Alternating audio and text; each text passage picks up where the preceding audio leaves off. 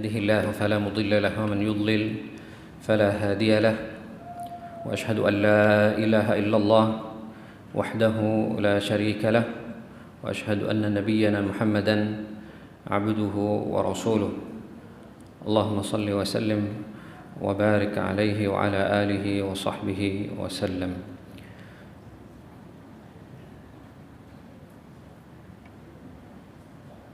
أيها الحاضرون والحاضرات، بداية أوصي نفسي وإياكم بتقوى الله، فقد قال جل في علاه: يا أيها الذين آمنوا اتقوا الله حق تقاته ولا تموتن إلا وأنتم مسلمون.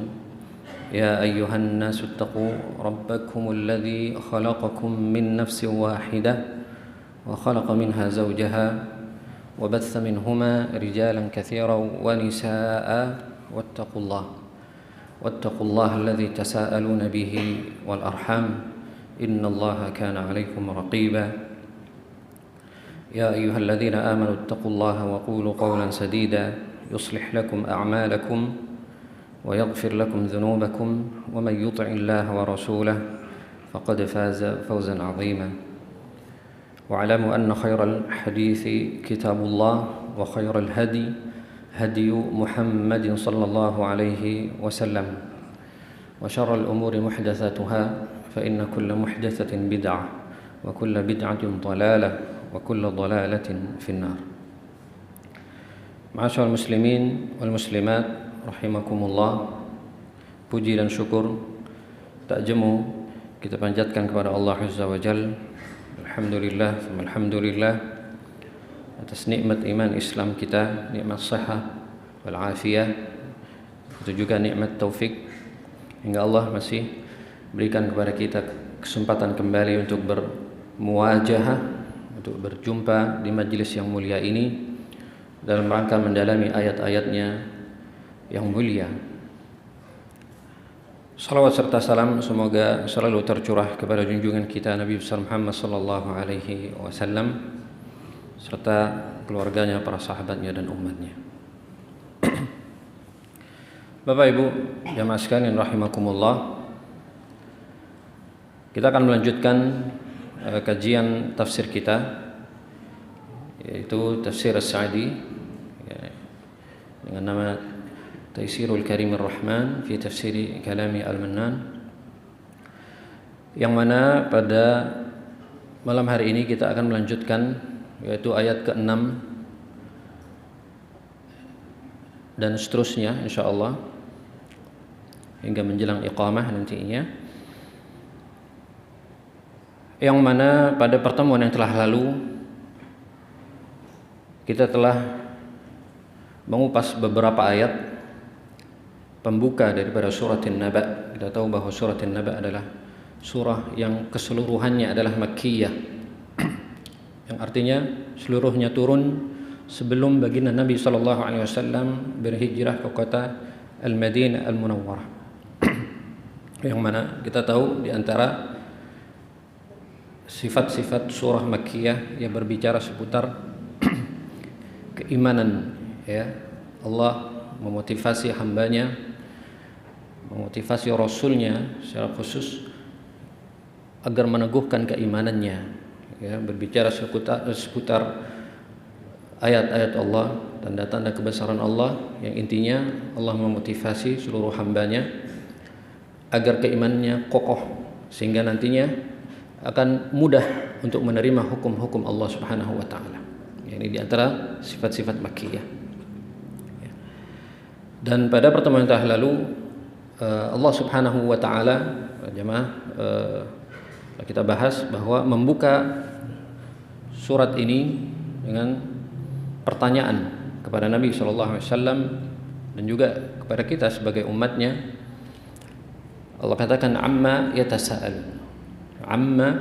yatasaalun, tentang apa mereka itu saling bertanya atau saling berdebat, dan mereka ini kembali kepada kaum musyrikin. Ya, pertanyaan Allah ini menunjukkan pertanyaan ta'ajjub, pertanyaan keheranan terhadap keadaan orang-orang musyrikin yang memperdebatkan atau mempertanyakan sesuatu yang tidak pantas untuk diperdebatkan. Ya. Karena yang benar adalah harusnya mereka segera beriman kepada Allah. Ya, segera meyakininya dengan kuat, dengan pasti, gitu ya. Sehingga ini pertanyaan akan sebuah pertanyaan, ya. Dan Allah bertanya dengan pertanyaan yang bernada ta'ajjub, ya. Amma yatasaalun, ya. Atas apa mereka ini bertanya-tanya atau saling berdebat, ya, saling berdebat. Apa yang mereka pertanyakan para jamaah? Anin naba'il 'azim alladzi hum fihi mukhtalifun. Tentang berita yang agung yang mereka terus-menerus berdebat di situ, berselisih di situ. Dan pada pertemuan yang lalu juga disebutkan para ulama ada 3 pendapat yang mengatakan bahwa an-naba itu, ya, pendapat pertama maknanya adalah yang mereka pertanyakan adalah yang pertama adalah tentang kerasulan Muhammad alaihi salatu wassalam. Yang kedua, pendapat yang kedua, yaitu sebagian ulama mengatakan yang mereka pertanyakan atau makna dari an-naba atau berita yang besar itu adalah Al-Qur'an. Itu mereka memperdebatkan tentang Al-Qur'an. Dan yang ketiga adalah Al-Ba'ts atau hari kebangkitan. Artinya mereka mempertanyakan atau memperdebatkan benarkah bahwa Muhammad itu adalah seorang rasul, benarkah Al-Qur'an itu adalah firman Allah, dan mereka juga memperdebatkan benarkah kebangkitan atau kiamat itu akan terjadi, ya. Sehingga yang jadi perdebatan di antara kaum musyrikin ketika itu adalah soal hal-hal tersebut, ya, soal hal tersebut. Dan pada pertemuan yang lalu juga telah kita bahas bahwa mereka, yaitu orang-orang musyrikin, secara mayoritas saya katakan mereka itu bukan ateis, ya. Bukan tidak percaya akan adanya pencipta yang mengatur alam semesta, ya. Bukan tidak percaya dengan adanya Allah secara mayoritas. Karena ada sedikit dari kalangan mereka yang merupakan dahriyin, yang dahriyin artinya mereka seperti ateis, ya, tidak mengakui bahwa di situ ada pencipta, ya, tidak ada malaikat dan sebagainya. Wa qalu in hiya illa hayatuna dunya namutu wa nahya wa ma yuhlikuna illa ad-dahr. Ya, istilah dahriyin dari ayat ini. Mereka mengatakan apa ini, dunia hanya sebatas orang hidup kemudian mati, ya, kayak makan minum kemudian tidak ada yang membinasakan kita kecuali waktu, ya. Ini keyakinan dahriyah, ya, keyakinan kelompok dahriyah, dan ada segelintir dari kaum musyrikin yang berpemahaman seperti ini. Tapi mayoritas kaum musyrikin ketika itu adalah bukan orang ateis atau bukan dahriyin, ya. Artinya mereka mengakui bahwa di situ ada pencipta, bahwa di situ ada Allah. Cuman mereka musyrikin, namanya juga musyrikin. Mereka menyembah bersama Allah yang lain, ya. Mereka itu melakukan kesyirikan, ya, menduakan Allah Subhanahu wa taala, ya. Bukan tidak mengakui adanya Allah. Ini mayoritas musyrikin, Bapak Ibu sekalian, ya. Makanya musyrikin dari kata syirik, ya. Mereka itu bukan, sehingga yang mereka perdebatkan bukan tentang ada atau tidaknya Allah. Yang mereka pertanyakan bukan itu. Karena mereka sudah meyakini, ya, pada pertemuan yang lalu telah saya paparkan beberapa ayat yang menunjukkan kuatnya, ya, fakta ini, ya. Wala in sa'altahum man khalaqahum la yaqulunna Allah. Kalau mereka itu ditanya siapa yang menciptakan mereka, ya, siapa Tuhan mereka, mereka dengan, ya, ada 2 taukid, bahkan mereka sungguh pasti mengatakan Allah, ya, sungguh pasti mengatakan Allah, ya. Dan banyak buktinya mereka itu bahkan sebelum bi'tsah atau nubuat daripada Muhammad SAW, dari mereka banyak yang namanya Abdullah. Bahkan kepalanya orang-orang munafikin ketika itu namanya siapa? Abdullah, hamba Allah, ya. Abdullah bin Ubay bin Abi Salul, ya. Dan mereka itu kalau kita lihat dari riwayat-riwayat yang ada, ya, sering juga bersumpah atas nama Allah. Ya, bersumpah atas nama Allah. Seperti Abu Jahal, ya, musuh bebuyutannya Nabi. Wallahi, ketika Nabi Muhammad lewat, dia sapa Nabi Muhammad, wallahi, dia katakan wallahi, pengen la nukadzibuka walakin nukadzibu ma ji'ta bihi.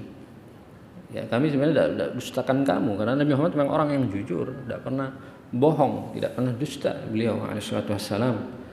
Tapi kami mendustakan apa yang kamu bawa, yaitu Al-Qur'anul Karim. Ya. Dan Abu Talib misalnya, pamannya Nabi, dalam rangka membentengi keponakannya, ya, dan dia betul-betul tahu bahwa yang dibawa daripada risalah oleh keponakannya itu adalah risalah yang benar. Ada syair yang terkenal, wallahi lan yasilu ilaika bijam'ihim hatta uwassada fit turabi dafina wa da'awtani wa za'amta annaka nasihi, ya, walaqad alimta wa kunta thamma amina, walaqad alimtu wa kunta thamma amina, ya. Demi Allah, mereka itu tidak akan bisa menyentuhmu, wahai Muhammad. Artinya aku akan menjadi bentengmu.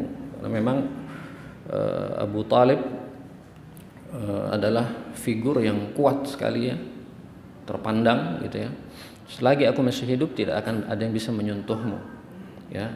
Wa da'awta, dan kamu telah mendakwahkan aku, ya, dan kamu mengaku bahwa kamu adalah orang yang nasih, orang yang betul-betul sayang sehingga memberikan nasihat. Dan aku juga betul-betul tahu bahwa kamu ini adalah orang yang jujur, ya, begitu juga, dan seterusnya yang menunjukkan bahwa Abu Talib ini mengakui bahwa yang dibawa keponakan itu benar, akan tetapi karena takut cercaan orang, ya, takut nama baiknya rusak, citranya hancur, dia tidak mau mengikuti, ya, tidak mau mengikutinya. Ya, jadi saksi bahasan Abu Talib mengatakan wallahi, ya, ya, wallahi. Dan bukti-bukti yang lain bahwa kaum musyrikin secara mayoritas juga itu mengakui adanya Allah, ya, akan tetapi mereka melakukan kesyirikan dan kebid'ahan saja, ya. Dan banyak berkaitan dalil-dalil, mereka bersumpah bahkan dengan sumpah yang sebenar-benarnya, bisa dibayangin. Wa aqsamu billahi jahda aimanihim. Dan ini tersebut 5 kali dalam Al-Qur'anul Karim. Mereka orang musyrikin bersumpah atas nama Allah jahda aimanihim. Dia bukan sembarang sumpah, Bapak-Ibu sekalian. Ya. Di antara misalnya dari surat Fatir Allah mengatakan wala in sa'altahum wa aqsamu billahi jahda aimanihim la in ja'ahum nadhirun la yakununna ahda min ihdal umam falamma ja'ahum nadhirun ma zadahum illa nufura. Dalam surat Fatir mereka bersumpah, dan ini bukan sumpah yang bermakna yamin, ya, karena sumpah itu ada sumpah yamin yang mengandung konsekuensi adanya kafara, yang itu mengikat akan sebuah perbuatan, ya, misalnya demi Allah besok saya akan ganti hutang saya misalnya. Nah, kalau dilanggar berarti harus membayar kafarahnya. Fa kafaratuhu it'amu 'asharati masakin min awsati ma tut'imuna ahlikum aw kiswatuhum aw tahriru raqabah. Beri makan 10 orang miskin, ya, dari kadar takaran yang normal, atau memberikan, ada pilihan kafarahnya, atau berikan pakaian kepada mereka, atau membebaskan budak. Budak sudah ada, tinggal 2, ya, tinggal 2. Artinya yang menjadi yang kedua jenis sumpah ini adalah sumpah yang bersifat raja, ya, bersifat raja, tidak berkaitan dengan apa, ya, istilahnya dengan yamin, ya, yang punya konsekuensi kafarah. Dan ini tidak ada padanannya di dalam bahasa Indonesia. Orang Arab itu suka, karena rasa tawakalnya, dekatnya hatinya dengan Allah Azza wa Jalla, begitu juga kepercayaannya kepada Allah yang begitu kuat, keyakinannya kepada Allah yang begitu kuat, ya, mereka itu mengatasnamakan Allah, kemudian baru mereka sebutkan hajatnya, ya. Mereka sebutkan hanya wallahi, misalnya wallahi besok dia akan lulus seleksi CPNS misalnya. Kalau di bahasa kita paling ada yang ada itu istilah insya Allah dia akan lulus besok. Ya. Di Arab tuh ada istilah sumpah juga. Ya. Sumpah bukan yang punya konsekuensi kafarah gitu ya. Tapi sumpah yang bermakna raja, pengharapan besar kepada Allah Subhanahu wa taala. Jadi hal yang lumrah, yang biasa. Bahkan sebelum Nabi Muhammad diutus, ya, orang-orang musyrikin juga sering bersumpah atas nama Allah. Ya. Bersumpah atas nama Allah, ya. Dalam hadis juga bahwa Allah Subhanahu wa taala memiliki hamba-hamba yang lemah. Lau aqsama 'ala Allahi la abarrahu, ya. Kalau dia bersumpah atas nama Allah, maka Allah akan segera penuhi sumpahnya. Bukan sumpah kafarah yamin itu, bukan sumpah yamin tadi itu yang punya konsekuensi, sumpah yang model seperti ini. Ya, sumpah yang model seperti ini. Yang mengandung doa. Jadi kalimat setelah sumpah itu mengandung unsur doa, dan di bahasa Indonesia itu tidak ada padanannya model sumpah seperti ini. Biasanya yang ada itu kalimat insya Allah yang sering terucap oleh sebagian orang kita. Insya Allah kebuka itu pintu besok misalnya. Insya Allah orang itu akan tertolong gitu. Allah tidak akan biarkan orang itu. Jarang mengatakan demi Allah tidak akan biarkan orang itu, tidak. Jarang orang mengatakan insya Allah biasanya kalau bahasa kita. Tapi orang Arab bilang wallahi, demi Allah. Wallahi Allah tidak akan terlantarkan orang itu. Nah, kalau orang yang lemah, ya, karena di antara hamba Allah ada orang yang lemah tapi di sisi Allah tinggi, dan dia kalau bersumpah Allah akan penuhi sumpahnya. Ya, maksudnya akan penuhi harapannya, karena di dalam sumpah itu ada harapan, kan begitu. Jadi orang-orang musyrikin dulu bahkan bersumpah dengan sebenar-benar sumpah. Wa aqsamu atas nama siapa? Billahi, bersumpah dengan nama Allah Jalla Jalla, mereka orang musyrikin. Sehingga yang kita garis bawahi di sini adalah yang mereka perdebatkan, yatasaalun amma yatasaalun, itu bukan akan ada tidaknya pencipta, akan tapi tiga hal yang tadi, ya, tentang kerasulan Muhammad, tentang Al-Qur'anul Karim, itu juga tentang hari kebangkitan, tentang hari kebangkitan, ya. Dan apabila kita cermati konteks ayat yang Allah Subhanahu wa taala sebutkan setelah ayat ini, ya, maka ayat-ayat yang ada itu berbicara tentang hari kebangkitan. Makanya para ulama mengatakan yang paling betul dari tiga pendapat tersebut, yang paling kuat, ya, tentang makna an-naba al-azim, berita besar itu, adalah pendapat yang mengatakan bahwa itu adalah hari kebangkitan. Karena sesuai dengan konteks ayat-ayat berikutnya. Ya, Allah katakan nanti inna yawmal fasli kana miqata yawma yunfakhu fis suri fatatuna afwaja dan lain sebagainya. Ya. Sehingga pendapat hari kebangkitan itu yang insya Allah lebih kuat. Ya, mereka itu mempertanyakan tentang hari kebangkitan, gitu, ya. Dan mengapa? Apa alasan mereka, orang-orang musyrikin itu mengingkari hari kebangkitan, para jamaah sekalian? Ya, mengapa mereka itu? Kata para ulama, karena mereka itu mengikuti hawa nafsu, mengikuti hawa nafsu. Karena konsekuensi dengan adanya hari kebangkitan, konsekuensinya adalah seseorang itu akan diadili oleh Allah, akan dihakimi. Ya, bukan selesai mati udah selesai, sudah urusan, tidak ada apa-apa, sudah menjadi debu, sudah selesai, tidak. Ya, dengan kemaha bijaksanaan Allah, dengan kemahaadilan Allah, Allah Subhanahu wa taala menjadikan hari akhir sebagai hari pengadilan seorang hamba. Secara logika saja Bapak Ibu, ketika ada seorang raja misalnya, ya, seorang raja atau mungkin kepala sekolah aja biar gampang.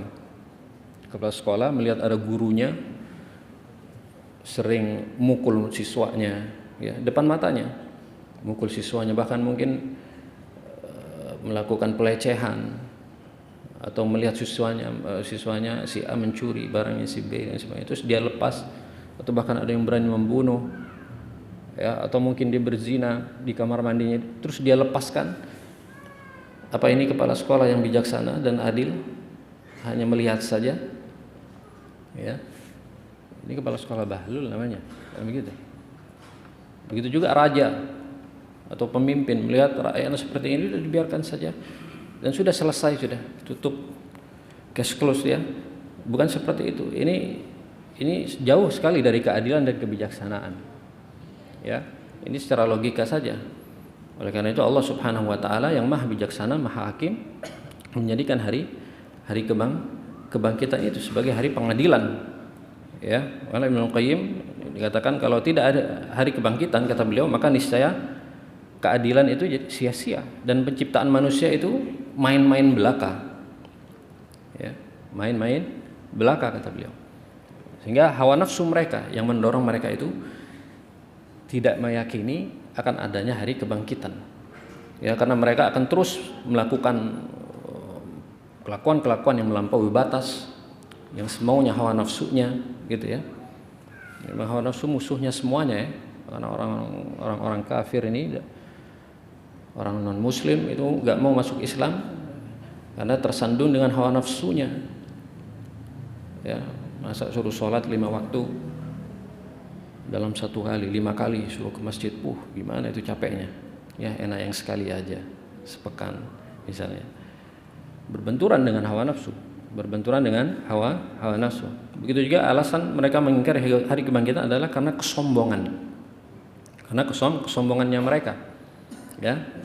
Dalam surat Al-Ghafir Allah mengatakan innal ladzina yujadiluna fi ayatillahi bighairi sultanin atahum in fi sudurihim illa kibrun ma hum bibalighi. Sungguhnya orang yang menentang, memperdebatkan ayat Allah Subhanahu wa taala dengan tanpa alasan yang benar, di dalam hati mereka itu ada kesombongan. Ada kesombongan ya, yang tidak akan mereka capai tujuannya.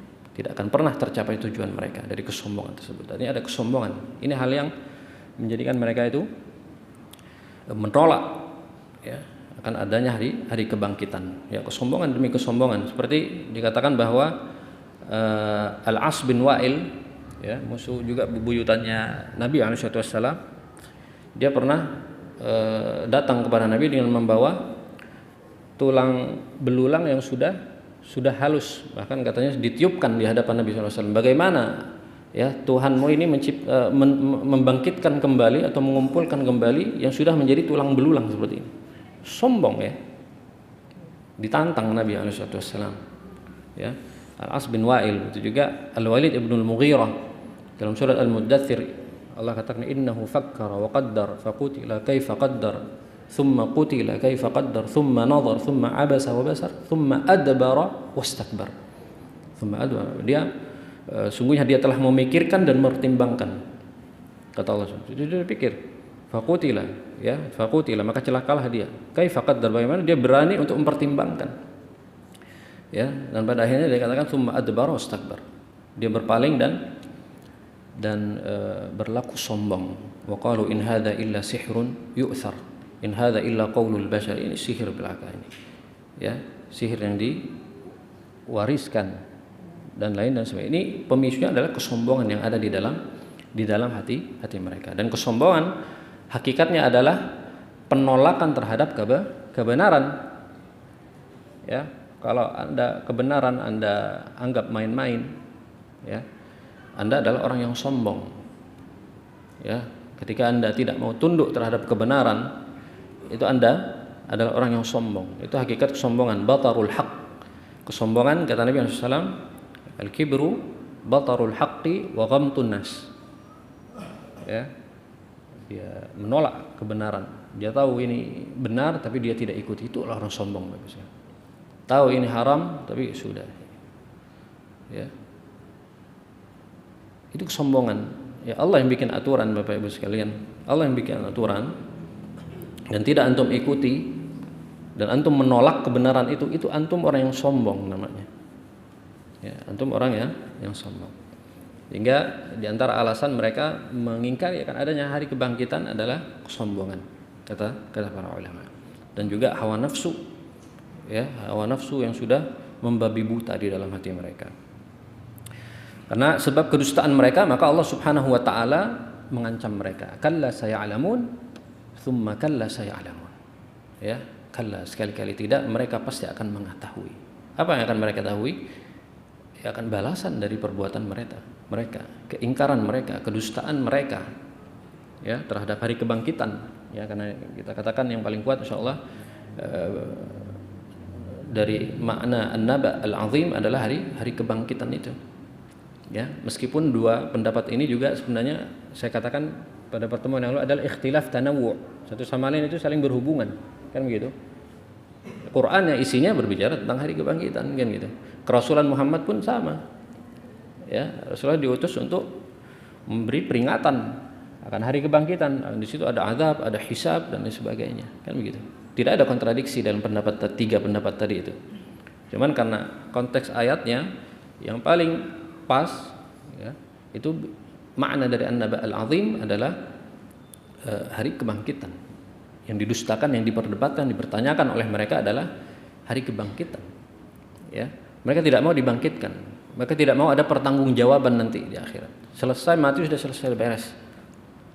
Ya. Maka Allah ancam, tsumma kalla saya'lamun. Bahkan Allah tegaskan. Ya.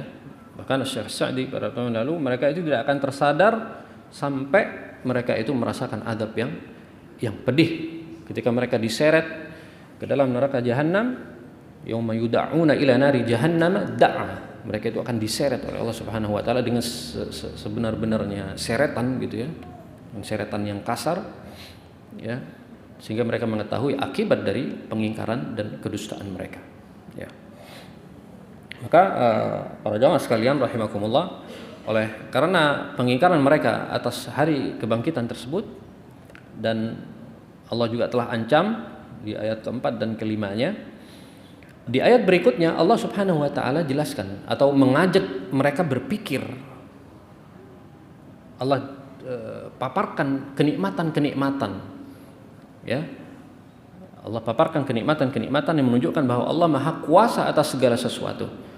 Ya, Allah Maha Kuasa untuk membangkitkan kembali seorang dari kuburnya, bahkan sudah menjadi tulang belulang, bahkan mungkin sudah tidak ada fisiknya lagi. Ya, sebagian agama sudah dibakar, sudah tidak ada, debunya sudah tahu kemana hilang. Tapi Allah Maha Kuasa untuk membangkitkan itu. Dari sini Allah juga akan menunjukkan nikmatnya yang jauh lebih dahsyat daripada itu. Ya, apakah mereka tidak berpikir dalam surat Yasin mengatakan wa daraba lana masalan wa nasiya khalqahu qala may yuhyil idhama wa hiya ramim qul yuhyiha alladhi ansha'aha awwala marrah. Jadi mereka tidak berpikir bagaimana kamu juga ada di atas muka bumi. Itu harusnya mereka juga membantah akan hal tersebut gitu. Sebagaimana Allah mampu untuk membangkitkan di kubur, ya, Allah juga mampu mengadakan kamu di atas muka bumi, dari tidak ada menjadi ada. Ya, justru ini lebih tidak masuk di logika. Kalau yang sudah sebelumnya ada, ya lebih mudah kan secara logika. Ini sebelumnya tidak ada menjadi ada, dan itu terjadi, gitu. Nah, Allah Subhanahu Wa Taala melalui ayat berikutnya, ayat ke-6 sampai ayat ke-16 ini mengajak mereka berpikir, begitu juga untuk menunjukkan kenikmatan yang begitu besar, ya, yang mengajak kita semua bahkan juga yang membacanya berpikir, mentadabburi akan tanda-tanda kebesaran dan kekuasaan Allah Subhanahu wa taala, juga akan dalil-dalil kebenaran wahyu yang dibawa oleh Rasulullah sallallahu alaihi wasallam, ya. Karena dengan pendekatan yang empiris itu manusia biasanya lebih bisa menerima. Makanya Allah katakan dalam ayat yang ke-6, alam naj'alil arda mihada, kata Allah. Alam naj'alil arda mihada. Apa kata Sa'di? Ama an'amna 'alaikum bi ni'amin jalilah. Ya, bukankah kami telah memberikan nikmat kepada kalian dengan nikmat-nikmat yang besar. Faja'alna lakumul arda mihada. Maka kami juga telah menjadikan untuk kalian bumi itu mihada. Apa makna mihada? Beliau menafsirkan di sini ay mumahhadatan, muhayya'atan lakum wa limasalihikum minal huruthi wal masakin was subul. Artinya mumahhada, muhayya'a, dihamparkan dan disiapkan untuk kalian, wali masalihikum, dan untuk kemaslahatan kalian, minal huruth, dari huruth, dari tempat untuk bercocok tanam, bertani, ya, wal masakin, begitu juga untuk dibangun tempat tinggal, wasubul, dan jalan-jalan, ya, agar mudah ditapaki, gitu ya. Allah Subhanahu wa taala menjadikan bumi ini sebagai hamparan yang sangat kondusif untuk dihuni oleh manusia, tidak seperti planet-planet yang lainnya. Ini nikmat yang begitu agung, nikmat yang begitu besar, Bapak Ibu sekalian. Ya, dalam surat yang lain, dalam surat Al-Baqarah, alladzi ja'ala lakumul arda firasya, ya. Sama maknanya seperti ini. Dalam ayat yang lain juga, wallahu ja'ala lakumul arda bisata. Sama maknanya. Hamparan yang layak huni, yang kondusif untuk diambil banyak manfaatnya, dihuni, ya. Ini nikmat-nikmat yang begitu agung, ya, nikmat-nikmat yang begitu besar untuk kita sekalian. Dan orang-orang musyrikin itu diajak berpikir oleh Allah Subhanahu wa taala, tidak akan melihat bahwa bumi yang kalian huni Allah jadikan hamparan, ya, yang mudah untuk dihuni. Bahkan dalam Tajul Arus, ya, Az-Zabidi mengatakan makna mihadan itu diambil dari kata al-mahd, ya, yang maknanya, katanya Az-Zabidi dalam Tajul Arusnya, dikatakan al-mahdu ay al-mawdi'u alladhi yuhayya'u lis-sabi wa yuwatta'u liyanama fihi, yaitu tempat yang disiapkan bagi anak-anak untuk masuk dan tidur di dalamnya, ya. Artinya betul-betul disiapkan untuk manusia, sehingga bumi ini menjadi sangat layak untuk dihuni, ya, sampai seperti mahad, seperti bayi, ya, betul-betul nyaman, ya, betul-betul nyaman untuk dihuni, tidak seperti planet-planet yang selain daripada bumi. Belum juga berbicara masalah gravitasi yang begitu stabil, ya, begitu kita tidak melayang, dan juga tidak tidak terlalu kuat sampai kita mungkin bisa rusak atau hancur badan kita, gitu. Begitu luar biasa kekuasaan Allah Subhanahu wa taala.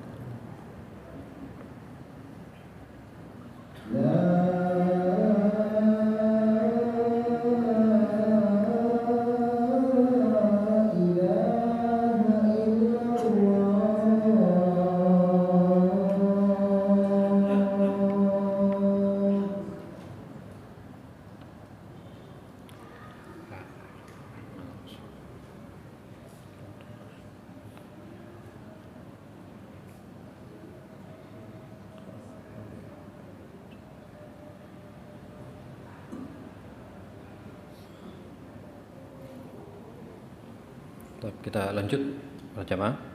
Alam naj'alil arda mihada wal jibala autada. Di ayat yang ketujuh Allah berfirman, dan kami telah menjadikan al-jibal, yaitu gunung-gunung, autada, sebagai pasak, sebagai pasak-pasak, ya, sebagai pasak. Dia mengatakan ay tumsikul arda li'alla tattariba bikum wa tamid. Dia menahan atau memegang bumi agar ia tidak berguncang, tidak bergetar, ya, tidak bergoyang, ya, sehingga tetap stabil dan bahkan bisa dihuni itu gunung, ya, bisa dihuni. Dalam ayat yang lain Allah juga mengatakan dalam surat Nahl, wa alqa fil ardi rawasiya an tamida bikum.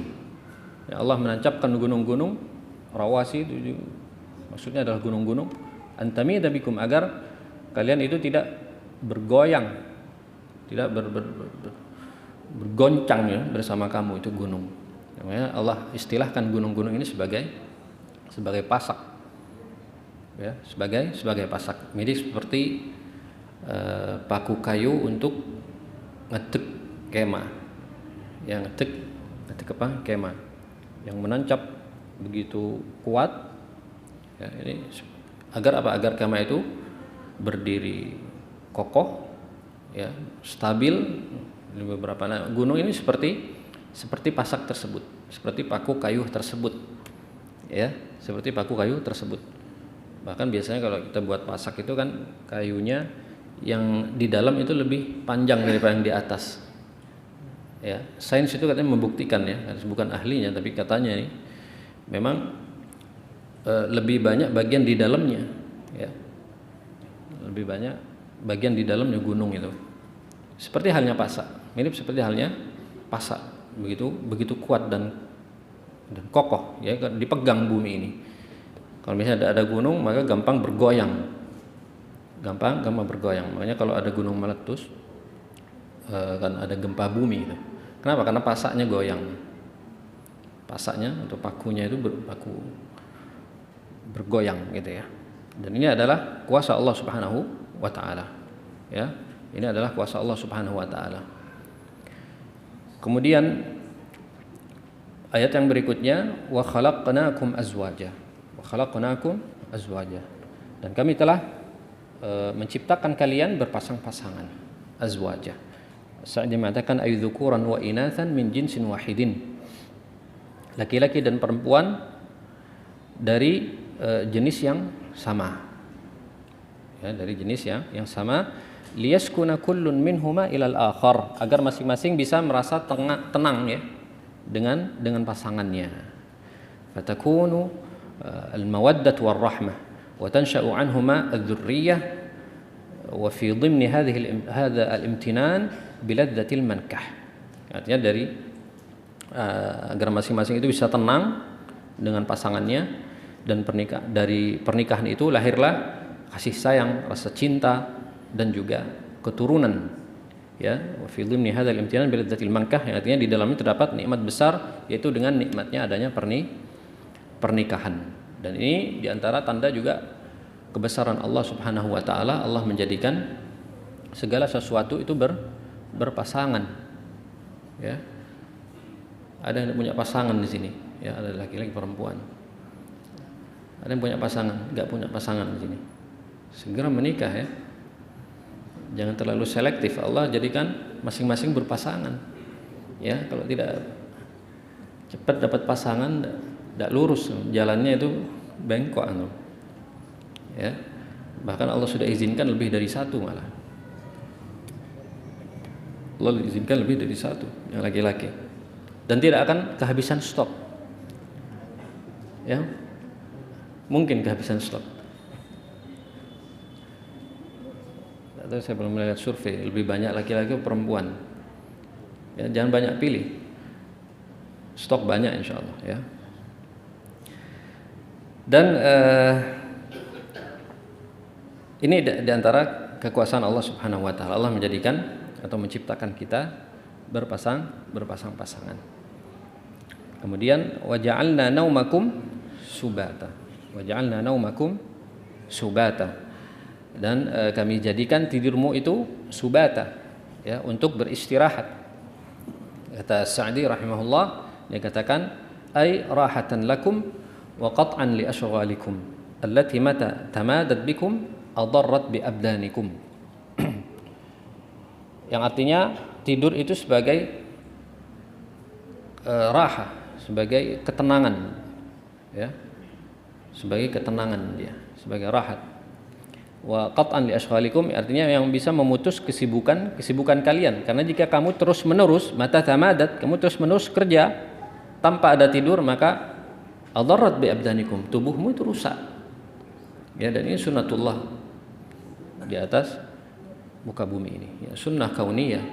Kalau tubuh kita tidak diistirahatkan, ya, tidak dibawa tidur, sakit, ya, tidak dibawa tidur, maka dia sakit, ya. Subatan, Sa'di mengatakan ay rahatan lakum wa qat'an li ashghalikum, dia sebagai ketenangan, sebagai bentuk kenyamanan untuk kalian, dan juga sebagai pemutus kesibukan, ya, karena tidak masuk di akal juga kalau Allah tidak jadikan tidur untuk manusia, ya, tiba-tiba ropu lah juga gitu, ya, tidak tidur, ropu pas mati, ya, karena ada istirahat gitu, tidak tahu ini capek atau tidak badannya. Bahkan Allah jadikan waktunya malam hari, ya. Nanti insya Allah dijelaskan di ayat berikutnya. Jadi naumakum subata ay subatan, kata para ulama, sebagian dari mereka ada yang memaknai, ya, subatan ay minas sukun taskununa fihi, ya, yang bermakna ketenangan. Ini yang diambil oleh Syekh Sa'di rahimahullah taala. Ada yang mengatakan makna as-subat ay minat tamaddud, artinya sebagai bentuk peregangan terhadap otot-otot, ya, bagian-bagian tubuh, tulang, ya, kalau tidak istirahat kan akan rusak, akan berbahaya bagi kita, kan begitu. Sebagian ahli ilmu juga mengatakan makna as-subat ay minal qata', ya, ini juga diambil oleh Syekh Sa'di, yang artinya adalah sebagai pemutus kesibukan, ya. Kalau kita terus sibuk, Bapak Ibu, itu pasti capek, ya, pasti capek, karena orang ngejar dunia tidak akan habisnya, tidak putus-putusnya, ya. Makanya Allah dengan kuasanya Allah ada jadikan istirahat, ya, dan juga istirahatnya dijadikan di waktu malam hari yang Allah istilahkan dengan libasa di ayat yang berikutnya, ya. Makanya kata sebagian ulama mengatakan kata as-sabt ini kata dari subata itu sendiri, as-sabt yaitu hari istirahat, gitu. Hari istirahat ini qila ini katanya, ya. Dan banyak sekali kalau secara medis juga, ya. Ini dokter-dokter bisa menjelaskan apa manfaatnya tidur bagi manusia, bagi anak, ya. Wa ja'alna al-laila libasa. Ini ayat yang terakhir. Insyaallah selanjutnya akan dijelaskan di pekan yang akan datang. Wa ja'alna al-laila libasa, dan kami telah menjadikan juga malam sebagai pakaian. Apa kata Sa'di dalam tafsirannya? Faja'alallahu al-laila wan-nauma yaghshan nasa litanqati'a harakatuhum ad-darrah. Ya, wa tahsul rahatuhumun nafi'ah. Ya, dan Allah Subhanahu wa taala menjadikan malam dan juga tidur, ya, menutupi manusia agar gerakan-gerakan mereka yang berbahaya itu terhenti. Ya, wa tahsul rahatuhumun nafi'ah, dan agar mereka memperoleh ketenangan atau istirahat yang an-nafi'ah, yang bermanfaat. Kita sekali, ya, sebagaimana pakaian menutupi tubuh kita ini, maka malam juga itu menutupi kita dan menutupi bumi, yang dengan itu, ya, malam menutupi bumi dengan pekatnya, gelapnya, gitu, ya, sehingga dari situ dihasilkan yang namanya ketenangan, ya. Allah juga jadikan waktu istirahat manusia itu di waktu malam, dan betul-betul, ya, Bapak Ibu, istirahat kita sangat optimal, ya, kalau dilakukan di waktu malam hari, tidak bisa ditukar atau di waktu siang, ya, atau di waktu pagi, betul-betul maksimal, ya. Makanya Allah katakan al-lail itu libasa, sebagai penutup, ya, sebagai penutupnya. Dalam ayat yang lain juga yang persis seperti ini dalam surah Al-Furqan, wa huwal ladzi ja'ala lakumul laila libasa wan nauma subata wa ja'ala an-nahara nusyura, dalam surat Al-Furqan. Dan dia, yakni Allah Subhanahu wa taala, telah menjadikan untuk kalian malam sebagai pakaian dan tidur sebagai subatan, waktu untuk istirahat, untuk mencari ketenangan, kenyamanan, wa ja'ala an-nahara nusyura, dan dia juga telah menjadikan siang untuk bangun, berusaha, untuk berusaha, ya, sebagaimana juga dijelaskan dengan Allah menjelaskan di ayat berikutnya dari surat An-Naba, wa ja'alna an-nahara ma'asha, wa ja'alna an-nahara ma'asha. Artinya kami juga telah menjadikan waktu siang itu sebagai waktu untuk beraktivitas, berusaha, ya, bekerja, mencari ilmu, ya, beraktivitas. Bahkan Nabi SAW mendoakan umatnya fi bukuriha, Allahumma barik li ummati fi bukuriha, kata Nabi SAW, ya Allah berkahi umatku di waktu pagi mereka. Ya, jangan dibalik Bapak Ibu sekalian, jangan dibalik, kerjanya malam terus tidurnya pagi. Orang seperti itu pasti tidak akan lama itu hidupnya, rusak dia organnya, ya, karena dia menyalahi sunnatullah. Karena orang tersebut menyalahi sunnatullah. Baik. Adapun ayat ke-12 dan berikutnya insyaallah kita akan bahas pada pertemuan yang akan datang dengan izin Allah Subhanahu wa taala. Mudah-mudahan bermanfaat. Aqulu ma tasma'un, subhanakallahumma wa bihamdik, asyhadu an la ilaha illa ant, astaghfiruka wa atubu ilaik. Assalamualaikum warahmatullahi wabarakatuh.